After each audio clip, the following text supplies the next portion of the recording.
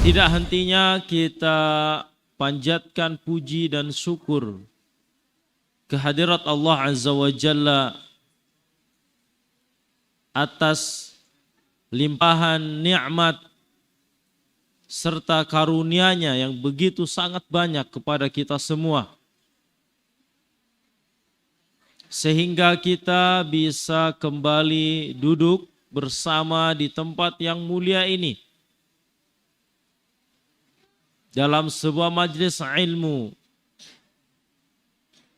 Semata-mata mengharapkan ridha Allah Subhanahu wa taala. Insyaallah taala bersamaan dengan turunnya hujan di malam ini kita akan melanjutkan kembali kajian kitab Riyadhus Shalihin. Masih pada pembahasan seputar kesabaran. Sebuah hadis yang dikeluarkan oleh Al-Imam At-Tirmidzi dan hadis ini memiliki syawahid, ya, penguat. An Anasin radhiyallahu anhu qal, dari Anas radhiyallahu anhu qal, berkata, qala Rasulullah sallallahu alaihi wasallam, telah bersabda Rasulullah sallallahu alaihi wasallam, idza aradallahu bi'abdihi khairan ajjala lahul 'uqubata fid dunya. Apabila Allah Subhanahu wa taala menghendaki bagi hambanya kebaikan, maka Allah Subhanahu wa taala akan segerakan baginya hukuman di dunia ini. Wa idza aradallahu bi'abdihi syarra, dan apabila Allah Subhanahu wa taala menginginkan bagi hambanya keburukan, amsaka anhu bidzambihi hatta yuwafiya bihi yaumal qiyamah. Allah Subhanahu wa taala akan menahan hukuman atasnya dari dosa yang telah dia lakukan sampai dengan hukuman tersebut diberikan kepadanya pada hari kiamat kelak. Ikhwati rahimani wa rahimakumullahu jami'an. Di sini berkata Syekh Al-Utsaimin rahimahullah ta'ala tatkala menjelaskan hadis ini, al-umuru kulluha biyadillahi azza wa jalla wa biiradatihi, bahwa semua urusan, semua perkara itu berada di tangan Allah dan terjadi atas kehendak Allah Subhanahu wa taala. Lianna Allah yaqulu an nafsi, karena Allah telah berkata tentang dirinya di dalam Al-Quran surah Hud ayat 107, fa'alul lima yurid. Allah Subhanahu wa taala maha berkehendak atas apa saja yang dia inginkan. Inna Allah yaf'alu ma yasha, surat Al-Hajj ayat 18. Sesungguhnya Allah Subhanahu wa taala melakukan apa saja yang dia kehendaki. Maka dari itu merupakan keyakinan kita Ahlus Sunnah wal Jamaah, kita meyakini bahwa setiap perkara, setiap urusan berada di tangan Allah Subhanahu wa taala. Tidaklah terjadi kecuali atas kehendak Allah Subhanahu wa taala. Kemudian beliau berkata di sini, wal insan la yakhlu min khata'in wa ma'siyatin wa taqsirin fil wajib. Sementara manusia tidak lepas dari yang namanya kesalahan, melakukan kemaksiatan, atau kekurangan di dalam melaksanakan kewajiban. Atas kemaksiatan, kesalahan, dan kekurangan dalam pelaksanaan kewajiban ini, apa yang Allah Subhanahu wa ta'ala lakukan, apa yang Allah Subhanahu wa ta'ala inginkan atas hamba tersebut, maka di sini ada dua. Ada dua yang Allah Subhanahu wa ta'ala kehendaki, yang Allah Subhanahu wa ta'ala inginkan terhadap seorang hamba tatkala dia melakukan perbuatan dosa dan maksiat.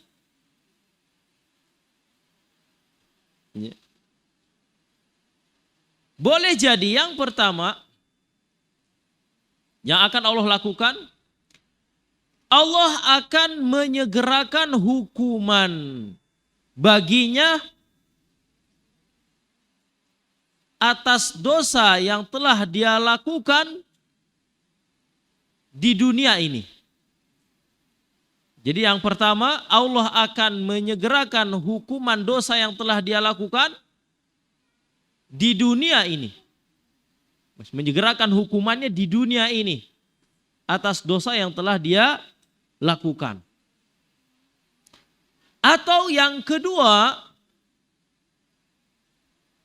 Allah Subhanahu wa ta'ala akan membiarkan hamba tersebut larut dalam perbuatan dosa dan maksiatnya tanpa memberikan hukuman di dunia ini sampai pada akhirnya datang hari kiamat dan dia akan mendapati hukuman yang besar atas dosa yang telah dilakukannya di dunia ini pada hari kiamat kelak. Jadi itulah pembahasan kita. Ya. Hukuman yang disegerakan atau istidraj. Ya. Hukuman yang disegerakan atas dosa yang telah dilakukan seorang hamba, atau Allah akan membiarkannya sampai dia mati tanpa dihukum, tanpa diperingatkan, sementara dia merasa bahwa dirinya aman saja, padahal azab dan hukuman berat sudah menantinya pada hari kiamat kelak. Hadis yang baru saja kita baca atau kita sebutkan menjelaskan tentang hal ini. Di awal hadis Nabi SAW mengatakan, "Idza aradallahu bi'abdihi khairan ajjala lahul 'uqubata fid dunya." Apabila Allah Subhanahu wa ta'ala menghendaki bagi hambanya kebaikan, Allah akan menyegerakan hukuman baginya di dunia ini. Jadi terkadang Allah Subhanahu wa ta'ala atas seorang hamba yang telah melakukan perbuatan dosa, Allah menyegerakan hukuman untuknya di dunia ini. Baik itu berupa musibah ataupun ujian-ujian yang tidak dia senangi. Entah itu ditimpa penyakit, entah itu kemiskinan, entah itu bencana alam, entah itu kecelakaan, entah itu kehilangan orang yang dicintai dan disayangi. Jadi terkadang ujian-ujian tersebut itu adalah kebaikan bagi kita. Itu adalah pelebur dosa untuk kita, yang menghapuskan dosa-dosa yang selama ini kita lakukan. Sehingga tatkala hari akhirat datang, kita berhadapan dengan Allah Subhanahu wa taala sudah dalam keadaan bersih. Karena dosa yang telah kita lakukan sudah impas dengan hukuman yang telah kita terima di dunia ini berupa ujian-ujian dan cobaan. Jadi tatkala musibah datang kepada kita, jangan berburuk sangka terlebih dahulu. Jangan mengeluh terlebih dahulu, tapi bersabarlah. Bahkan hendaknya kita bersyukur kepada Allah Subhanahu wa taala. Karena boleh jadi ujian atau musibah tersebut adalah hukuman yang Allah Subhanahu wa taala segerakan agar kita memperoleh kebaikan. Karena hukuman yang disegerakan di dunia itu lebih baik daripada hukuman yang diakhirkan pada hari akhirat kelak. Kenapa? Hukuman di dunia itu jauh lebih ringan dan terbatas. Tidak selamanya, waktunya sebentar. Paling sebatas usianya, usia orang yang dihukum tersebut. Tetapi hukuman di akhirat sungguh sangat mengerikan perkaranya. Sungguh sangat pedih azabnya. Dan sungguh sangat lama dialami oleh seseorang. Maka dari itu bersyukur kepada Allah Subhanahu wa taala. Kalau kita merasa hidup di dunia ini penuh dengan kesengsaraan, penuh dengan ujian dan cobaan, karena itu salah satu pertanda baik bagi kita bahwa Allah Subhanahu wa taala menghendaki kebaikan dengan memberikan penderitaan-penderitaan, musibah-musibah, ujian-ujian yang akan menghapuskan dosa-dosa kita. Sehingga di akhirat kita sudah dalam keadaan bersih dari dosa. Ini yang pertama. Kemudian yang kedua, tatkala ada seseorang melakukan perbuatan maksiat, dan Allah Subhanahu wa taala menghendaki keburukan atas hamba tersebut, atas maksiat dan dosa yang telah dilakukannya, maka apa yang Allah Subhanahu wa taala lakukan? Lakin, di sini berkata Syekh Utsaimin rahimahullah taala, lakin idza arada Allah bi'abdihi syarra, akan tetapi apabila Allah Subhanahu wa taala menginginkan bagi hambanya keburukan, amhalalahu wastadrajahu wa adarra alaihi ni'am. Allah Subhanahu wa taala akan menantikan hukuman untuknya.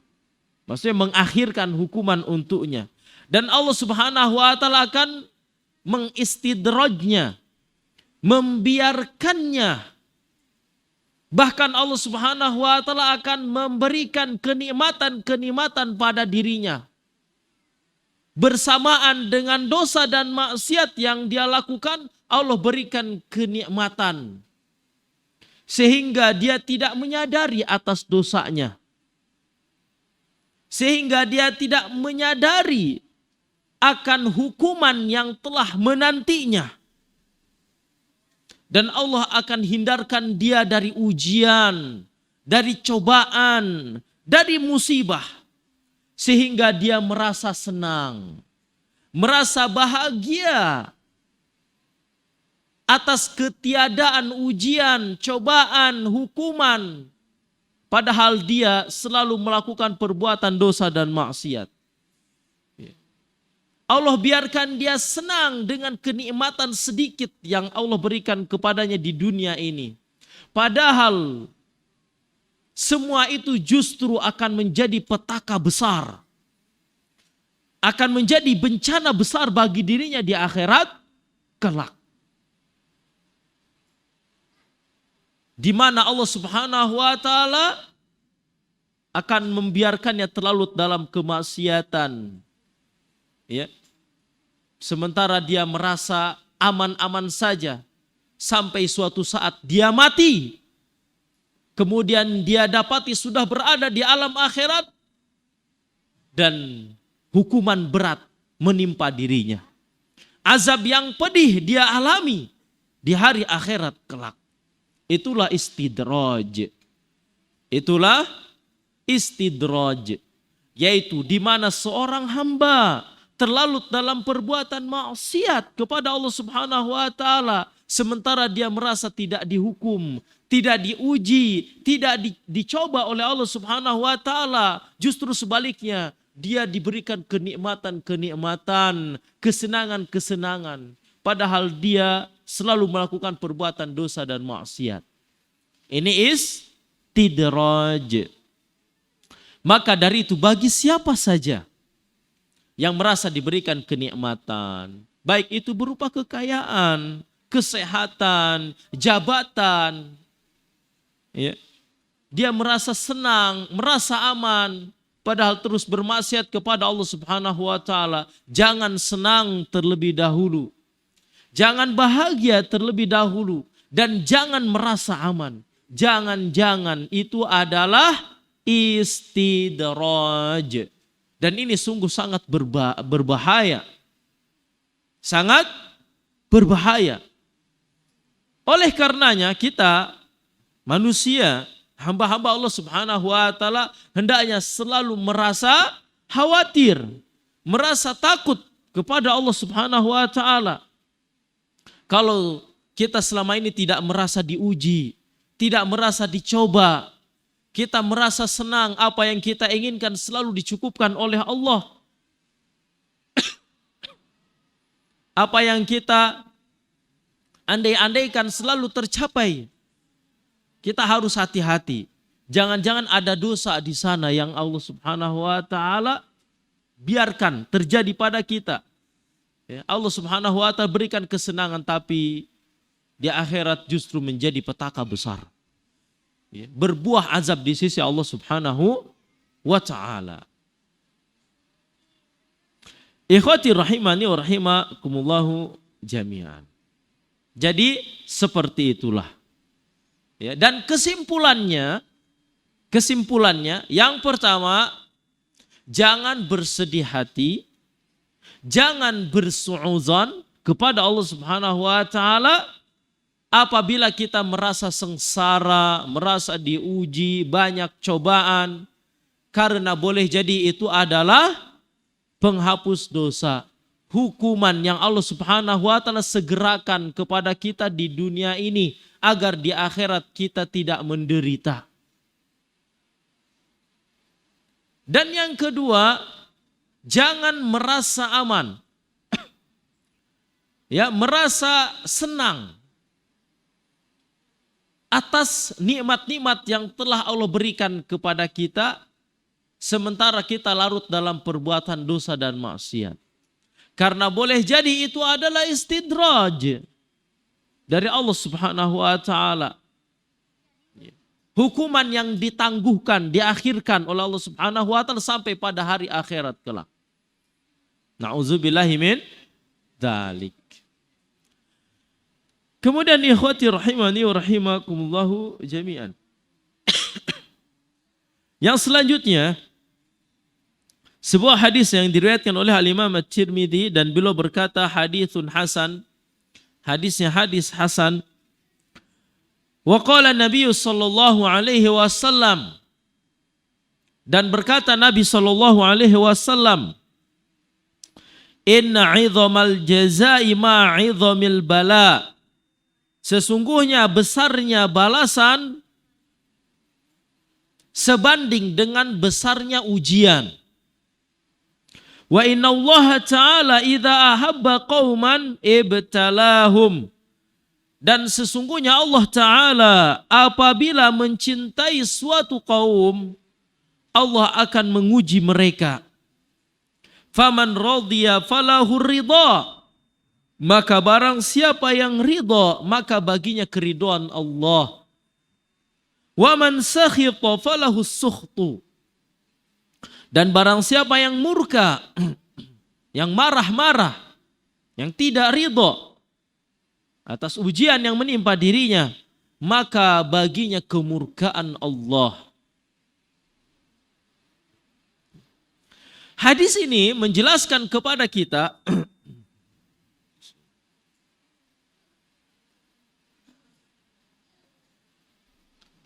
bahwa ternyata besarnya balasan pahala yang akan kita terima itu sebanding dengan besarnya ujian dan cobaan.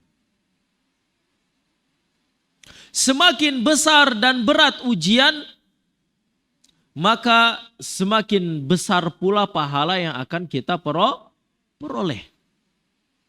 Sebaliknya, apabila seseorang mendapati ujian yang ringan, maka pahalanya pun sesuai dengan kadar ujiannya. Pahalanya juga ringan, tidak besar. Ya. Baik di sini ujian tersebut berupa ujian musibah, bencana, penderitaan, kesengsaraan, kesulitan hidup, kesedihan, ya, rasa berat, ataupun yang lainnya. Ya. Ketahuilah di balik beratnya ujian tersebut, di sana ada pahala besar.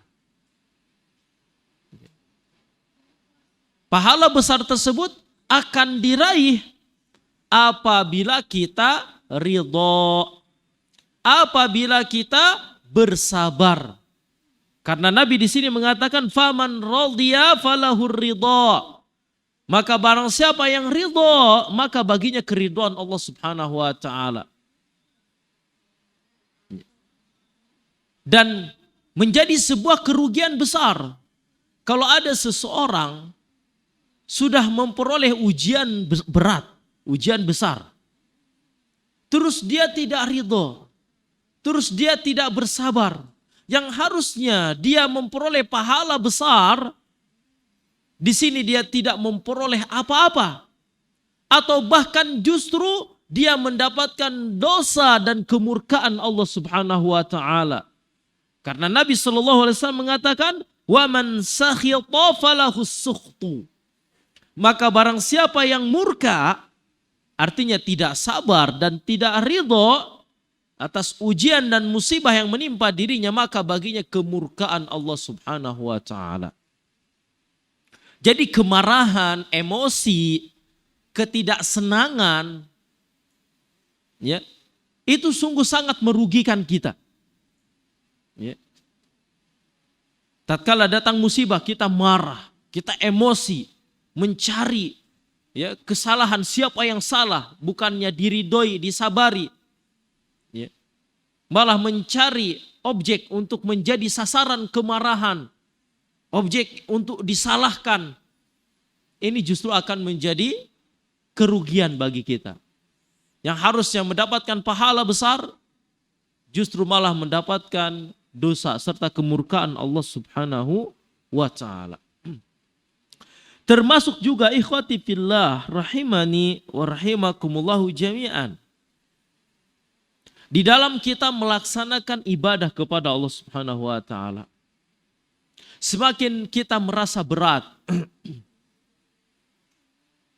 semakin sulit kita melaksanakan suatu amalan ibadah, ketahuilah di balik rasa berat dan kesulitan tersebut, justru disitulah pahala besar menanti kita. Contoh, menuntut ilmu, ya, bermajlis ilmu seperti ini, diiringi dengan turunnya hujan, jauh-jauh berangkat, kehujanan, Ya, dingin. Padahal kalau di rumah itu enak. Senderan di sofa, di kasur, sambil nonton TV, makan kacang goreng, pisang goreng. Enak kan di rumah. Dipaksakan diri kita untuk terus ya berupaya, berjalan, menghadiri majelis ilmu dengan rasa berat tadi. Disitulah justru pahala besar yang menanti kita. Pergi dari rumah, pergi ke pondok, meninggalkan keluarga, meninggalkan mainan, mobil-mobilan, pesawat-pesawatan, ya, meninggalkan teman-teman, meninggalkan handphone, meninggalkan PS, ya, meninggalkan tongkrongan, pergi ke pondok jauh dari orang tua, teman-teman, keluarga dan yang lainnya untuk menuntut ilmu. Berat tidak? Berat. Berat. Buktinya apa? Kemarin kalian pada menangis. Ya tidak? Siapa yang menangis kemarin? Semuanya nangis. Ya, itu menunjukkan rasa berat pada diri kalian. Jauh dari orang tua. Dia tiba-tiba tinggal di pondok. Ya, untuk menuntut ilmu. Ya. Perkara berat ini akan Allah Subhanahu wa taala balas dengan apa? Dengan pahala besar. Asalkan apa? Asalkan bersabar. Ya, harus bersabar. Dan tolong diambil. Tolong diambil. Berikan ke Ustadz. Ya. Ya. Taib. Dan adakan pada hati-hati kalian, pada diri kalian, ya, mengharap pahala dari Allah Subhanahu wa taala, al-ihtisab. Jadi bersabar kemudian berharap pahala. Tambah, jangan hanya bersabar saja, tapi tambah dengan mengharapkan pahala dari Allah Subhanahu wa taala. Agar ya, usaha, upaya, ya, rasa berat yang sudah kalian alami ini berbuah pahala besar di sisi Allah Subhanahu wa taala. Taib. Kemudian ikhwati rahimani wa rahimakumullahu jami'an. Yang selanjutnya, sebuah hadis yang diriwayatkan oleh Al-Imam Bukhari dan Al-Imam Muslim. Hadisnya cukup panjang. Dan kita akan ringkas. An Anas bin Malik radhiyallahu anhu, dari Anas bin Malik radhiyallahu anhu qala, beliau berkata, kana ibnun li Abi Talhah radhiyallahu anhu yashtaki.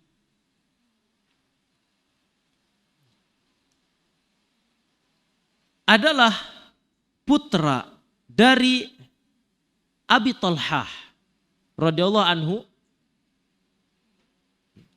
mengalami sakit. Mengalami sakit. Perlu diketahui bahwa Abu Talhah ini suami dari ibunya Anas bin Malik. Ya, ibunya Anas bin Malik ini Ummu Sulaim. Ya. Ummu Sulaim menikah dengan Abu Talhah. Dari pernikahannya dengan Abu Talhah, ya, Ummu Sulaim memiliki seorang anak. Jadi saudara Anas bin Malik, cuman beda bapak di sini. Ketika itu anak ini mengalami sakit. Anaknya masih bayi. Anaknya masih bayi. Fakharaja Abu Talhah. Karena ada suatu urusan, Abu Talhah keluar dari rumah. Keluar dari mana? Dari rumah. Faqubida as-sabiyyu. Tatkala Abu Talhah keluar dari rumahnya, ya berarti bayi ini ada di rumah bersama siapa? Bersama Ummu Sulaim, istrinya. Ternyata ya putra Abu Thalhah ini atau bayi yang tadi sakit itu meninggal dunia, wafat. Falamma raja'a Abu Thalhah, tatkala Abu Thalhah kembali ke rumahnya, pulang, qala, beliau berkata kepada istrinya, ma fa'ala ibni, apa yang dilakukan anakku? Menanyakan kabar anaknya yang sedang sakit tadi. Qalat Ummu Sulaim, berkatalah Ummu Sulaim, wahya Ummus Sabi, dan beliau adalah ibu dari bayi tersebut, huwa askanu makana, anakmu sekarang dalam keadaan lebih tenang daripada sebelumnya. Jadi Ummu Sulaim tidak langsung mengatakan bahwa bayinya meninggal dunia. Tapi beliau berkata kepada suaminya, putramu sekarang dalam keadaan lebih tenang dari sebelumnya. Dengan ucapan yang disampaikan oleh istrinya ini, tentunya Abu Thalhah mengira ya, anaknya lebih tenang itu maksudnya sudah membaik keadaannya. Ya, keadaan sakitnya sudah membaik, ya, menuju kesembuhan. Ya, jadi yang ada di pikirannya seperti itu. Tidak menyangka kalau anaknya sudah meninggal dunia. Dan apa yang dilakukan Ummu Sulaim setelahnya? Faqarrabat ilaihil asya fata'asya. Ya. Bukannya mengabarkan atau nyuruh untuk dikubur bayinya. Ternyata Ummu Sulaim malah apa? Menyidangkan makan malam. Ya, menghidangkan makan malam kepada Abu Thalhah, lalu Abu Thalhah pun makan malam. Bukan hanya itu, apa yang dilakukan lagi oleh Ummu Sulaim? Ummu Sulaim berbuat tidak seperti biasanya. Ya, beliau berdandan, bersolek, ya, penampilan yang tidak biasanya, ya, penampilan yang membuat suaminya tertarik kepada dirinya, sehingga akhirnya terjadilah apa yang terjadi biasa dilakukan oleh suami istri. Insya Allah kita lanjutkan setelah dikumandangkan azan sholat isya. Kita jeda dulu. Barakallahu fikum.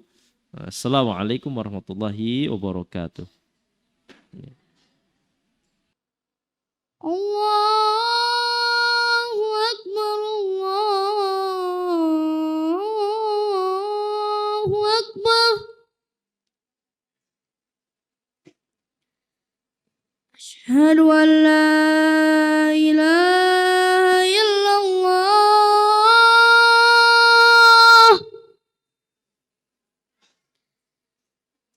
Asyhadu an la ilaha illallah.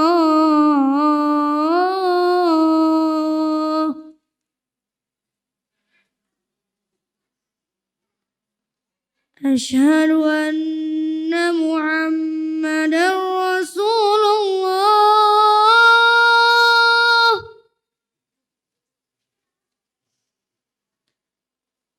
Asyhadu anna Muhammadar Rasulullah.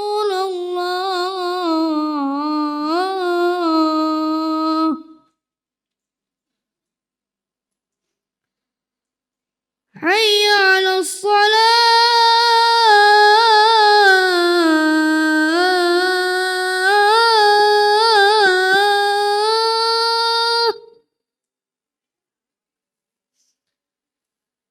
Hayya 'alas shalah.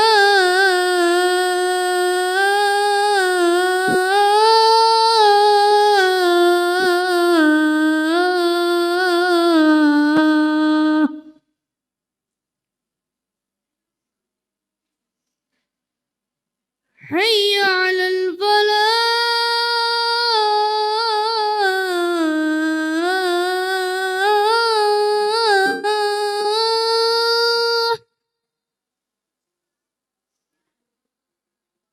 حي على الفلاح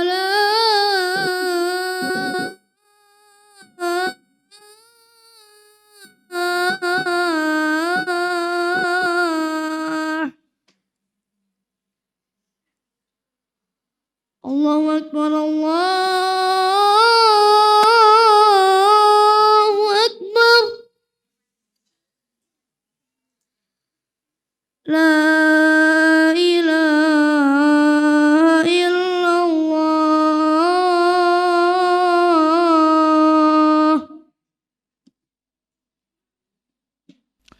Alhamdulillah wassalatu wassalamu ala Rasulillah wa ala alihi wa ashabihi ajma'in, amma ba'd. Sampai mana tadi? Kisah siapa? Abu Thalhah dan Ummu Sulaim. Ya. Apa yang terjadi dengan bayinya tadi? Bayinya meninggal. Abu Thalhah sudah tahu belum bayinya meninggal? Belum tahu. Kenapa belum tahu? Karena belum dikasih tahu oleh Ummu Sulaim. Ya. Apa yang dilakukan oleh Ummu Sulaim ini menunjukkan akan kecerdasan akalnya. Ya. Serta menunjukkan betapa tangguh serta sabarnya hati Ummu Sulaim atas musibah yang telah menimpa dirinya. Kemudian setelah tadi dihidangkan makan malam, kemudian ya terjadi apa yang terjadi, biasa terjadi pada suami istri. Lalu ya, Ummu Sulaim berkata kepada suaminya. Jadi maksud dari apa yang dilakukan oleh Ummu Sulaim tadi kepada suaminya ini untuk menenangkan dulu suaminya. Ya, karena biasanya ya suami kalau habis dari luar tuh kan habis capek. Habis capek, ingin ya tenang dulu, tidak ingin artinya langsung mendapati rumah dalam keadaan berantakan atau berita yang berat yang harus diterima. Ya, di sini Ummu Sulaim inilah ya betapa cerdasnya ya Ummu Sulaim. Beliau faham suaminya capek, lelah. Dan hendaknya seperti ini seorang istri. Ya, apapun masalahnya ya yang ada di rumah atau kejadian apapun yang terjadi di rumah, tatkala suami datang tenangkan dulu. Jangan langsung abi ya istilahnya. Ini tadi begini, anak kita begini. Tenang dulu ya. Karena kalau dalam keadaan suami capek, ini nanti takut salah paham. Lalu Ummu Sulaim menyampaikan tentang berita wafat putranya tadi. Tentunya putra yang disayanginya. Dengan mukadimah seperti ini. Ya Abu Thalhah, wahai Abu Thalhah, ara'aita law anna qauman a'aru 'ariyatahum ahla baitin fatalabu 'ariyatahum alahum an yamna'uhum. Bagaimana pendapatmu andai saja ada suatu kaum meminjam barang pinjaman suatu keluarga, lalu keluarga tersebut meminta untuk dikembalikan barang pinjaman tersebut. Apakah kaum tersebut ada hak untuk menghalangi keluarga yang merupakan pemilik dari barang pinjaman tersebut? Jadi kalau ada orang pinjam sesuatu ke orang lain, lalu orang tersebut meminta untuk dikembalikan barang yang dipinjamkan tadi, apakah ada hak orang yang meminjam untuk menahannya? Tidak. Ya. Di sini Abu Thalhah mengatakan, la, tidak. Nah, dari sini lalu berkatalah Ummu Sulaim, faqalat fahtasib ibnaka. Maka kalau begitu berharaplah pahala. Hendaklah engkau berharap pahala kepada Allah atas anakmu. Ini langsung dipahami oleh Abu Thalhah. Jadi ternyata anaknya meninggal. Ya. Kalau sudah dikatakan seperti ini, tentunya ini akan lebih menjadikan ya hati Abu Talhah lebih rela ya atas musibah yang telah menimpa dirinya. Lalu Ummu Sulaim berkata, warus sabiya, kuburlah bayinya kalau begitu. Ya, akhirnya Abu Talhah mengubur bayinya tersebut. Falamma asbaha Abu Talhah, tatkala datang waktu pagi, Abu Talhah ata Rasulullah sallallahu alaihi wasallam fa akhbarahu. Beliau datang kepada Rasulullah sallallahu alaihi wasallam lalu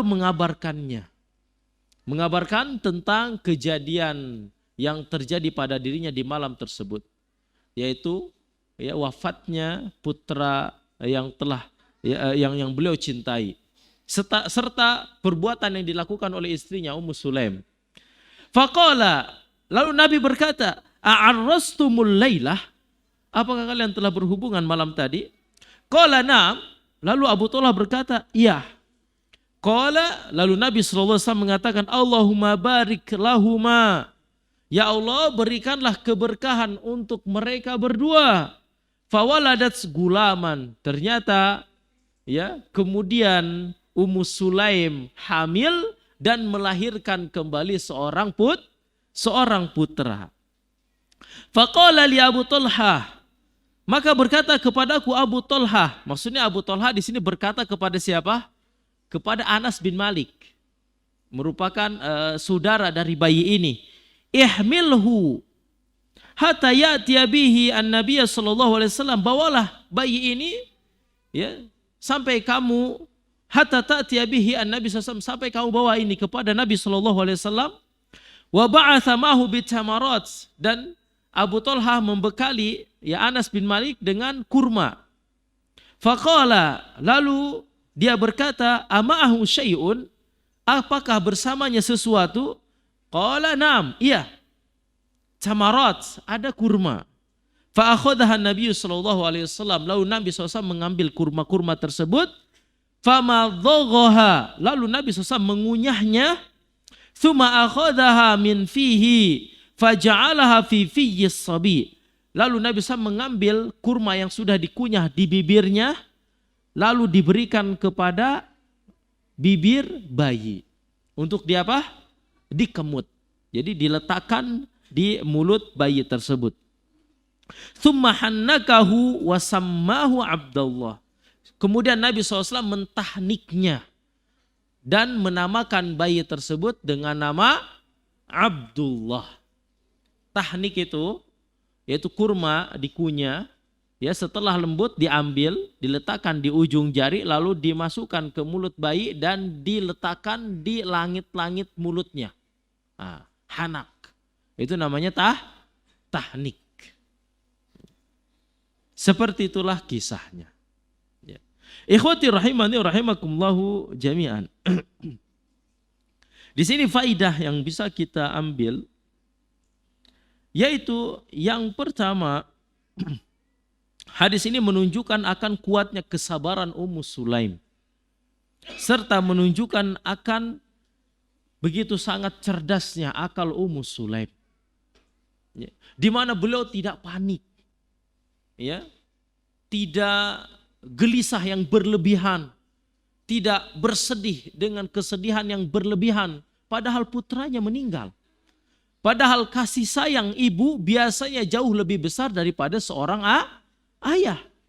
Ummu Sulaim pasti merasakan apa yang dirasakan oleh Abu Talhah, berupa kesedihan, ya. Bahkan mungkin lebih besar perasaan sedihnya, tapi dia bisa menahan dirinya untuk tidak panik, untuk bersabar atas wafatnya putra yang dia sayangi. Ini yang pertama. Jadi harus bersabar. Walaupun yang meninggal itu adalah putra yang kita cintai, putra yang kita sayangi. Karena kenapa? Di balik musibah itu ada apa? Ada pahala besar yang menanti.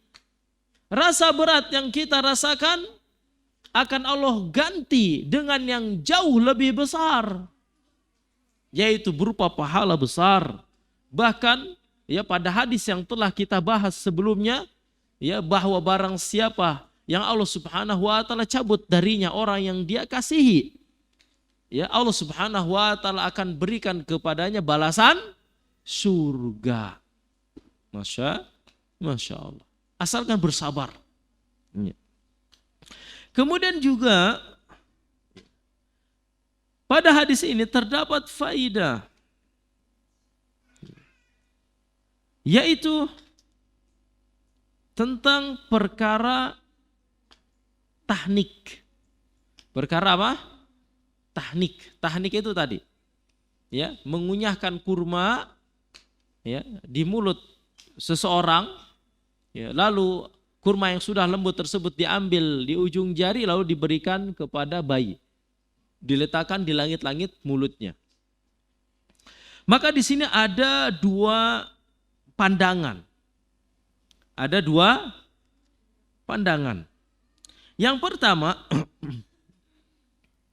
bahwa tahnik tidaklah dilakukan kecuali oleh Nabi Shallallahu Alaihi Wasallam.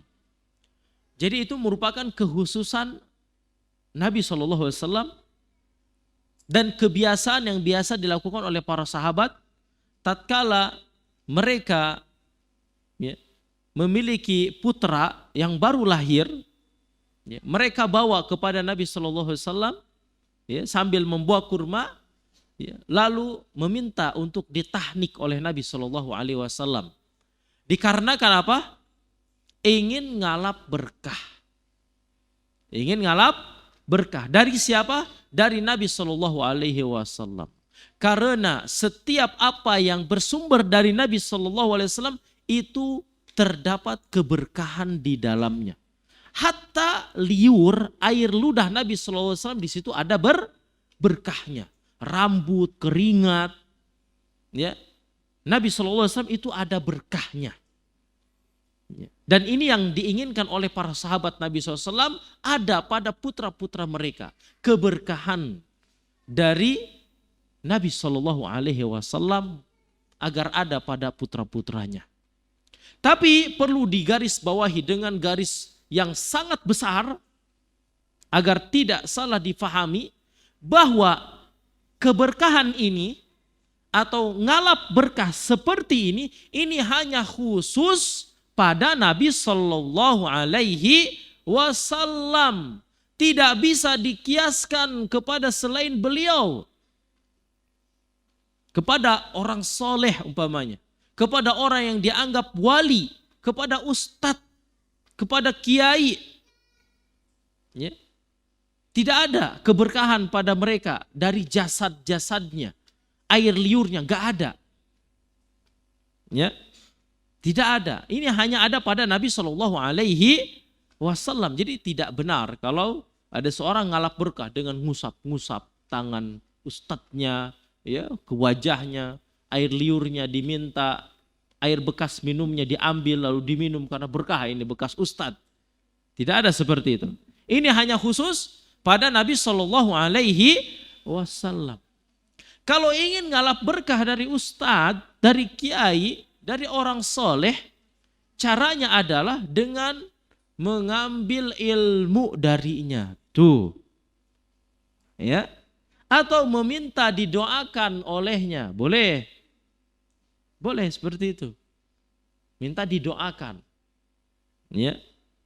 Adapun dengan apa yang ada pada jasadnya, maka ini tidak ada tuntunan. Karena kenapa? Ini tidak dilakukan oleh para sahabat Nabi sepeninggal Nabi Shallallahu Alaihi Wasallam. Tidak ada diceritakan bahwa para sahabat ngalap berkah kepada Umar bin Khattab. Padahal Umar bin Khattab wali Allah, sahabat Nabi yang dijamin masuk surga. Begitu pula tidak ada yang ngalap berkah kepada Abu Bakar yang merupakan wali Allah, ya, karena sudah dijamin masuk surga. Tidak ada. Ya, begitu pula orang-orang setelahnya, para tabi'in. Tidak ada diceritakan bahwa mereka ngalap berkah kepada para sahabat Nabi Shallallahu Alaihi Wasallam. Dan ini menunjukkan bahwa ngalap berkah seperti itu hanya pada Nabi Shallallahu Alaihi Wasallam. Ya. Ini yang pertama. Jadi tahnik itu hanya khusus untuk Nabi SAW karena tujuannya untuk ngalap berkah. Tapi ya, pandangan yang kedua, kalau ternyata tahniknya itu dikarenakan kurmanya, ya, di mana harapannya agar apa yang sampai kepada lambung bayi itu adalah zat-zat yang terkandung pada kurma, ya, di mana di situ ada zat-zat yang bagus, kandungan yang bagus pada kurma untuk kesehatan bayi. Ya, dan ini wallahu ta'ala alam terbukti secara ilmiah, ya, bahwa kurma bagus untuk bayi. Ya, kurma yang dihaluskan bagus untuk bayi. Maka di sini boleh untuk kita lakukan tahnik. Tapi ya, sebelum mentahnik mulutnya hendaknya dibersihkan dulu. Ya, gosok gigi dulu. Jangan sampai bakteri-bakteri yang ada di mulut justru malah menyebabkan penyakit pada bayi. Kurmanya sudah bagus, tapi air liur kitanya ini bagus tidak, itu kan? Jadi harus dibersihkan dulu. Jangan bangun tidur lahiran malam langsung tahnik, mulutnya nggak digosok dulu. Jangan seperti itu. Kasihan bayinya. Ya. Yang tadinya sehat bisa menjadi sakit. Wallahu ta'ala alam bishawab. Ya. Yang pandangan kedua ini bisa dilakukan. Ya. Adapun ya tadi keberkahan Nabi itu benar. Itu keutamaan bagi para sahabat. Para sahabat memperoleh dua keutamaan berarti dengan tahnik ini. Pertama, mereka memperoleh keberkahan Nabi SAW untuk putranya. Yang kedua, ya, hal pertama yang masuk kepada lambungnya adalah kurma yang memiliki kandungan-kandungan gizi yang sangat bagus untuk bayinya. Kemudian ikhwati rahimani wa rahimakumullahu jami'an. Kemudian juga di dalam hadis ini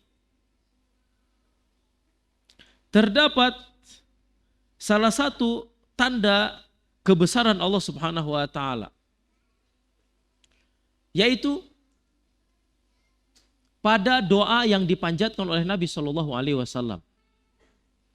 Di mana Nabi SAW tatkala bertanya kepada Abu Talha dan Ummu Sulaim, "Apa kalian tadi malam sudah berhubungan?"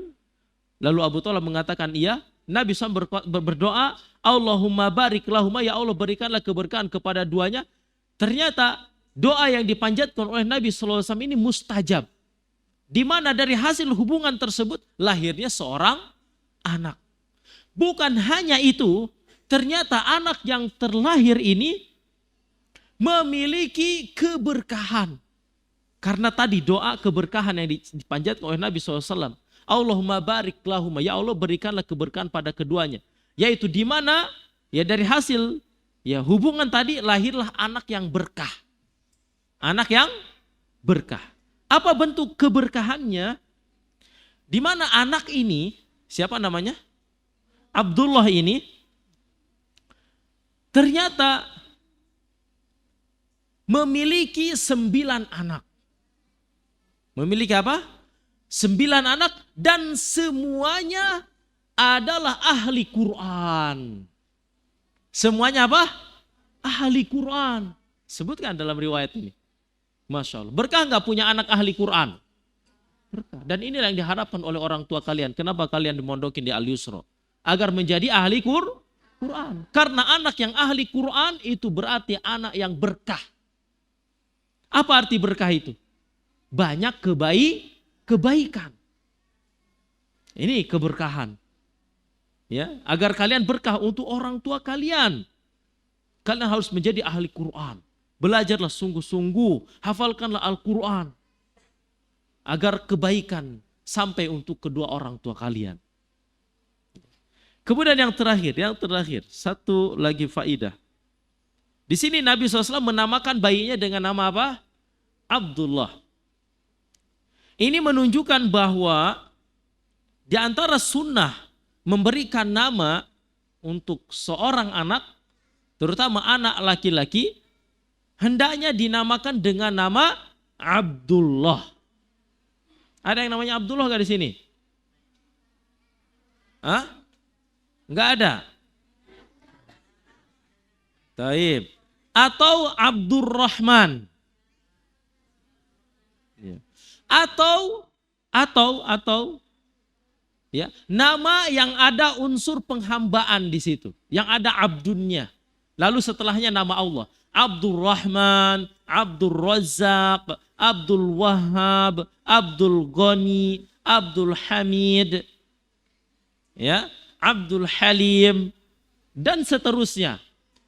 Inilah nama yang paling dicintai oleh Allah Subhanahu wa ta'ala. Dalilnya apa? Dalam sebuah hadis,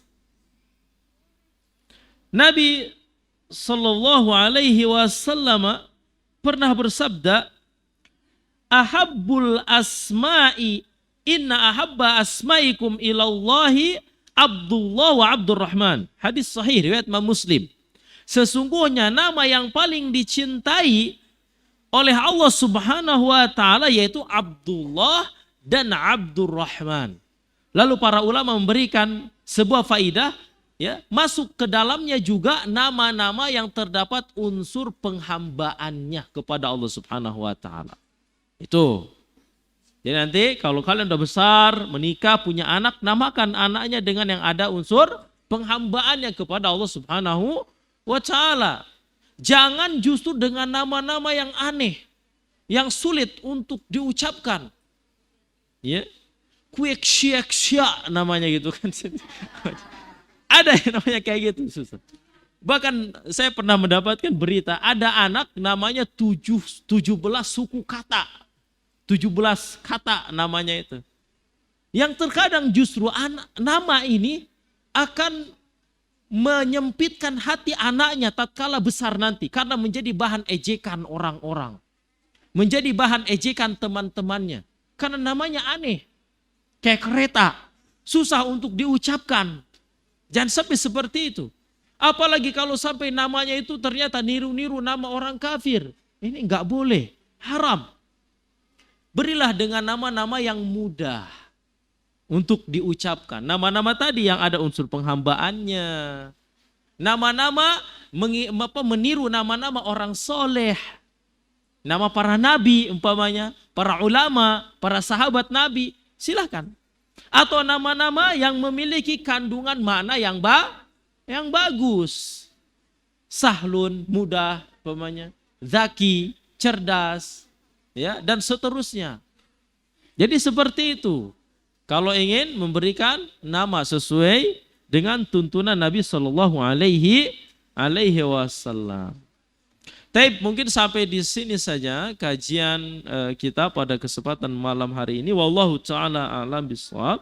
Barakallahu fikum. Subhanakallahumma wa bihamdika asyhadu an la ilaha illa anta astaghfiruka wa atubu ilaik. Assalamualaikum warahmatullahi wabarakatuh.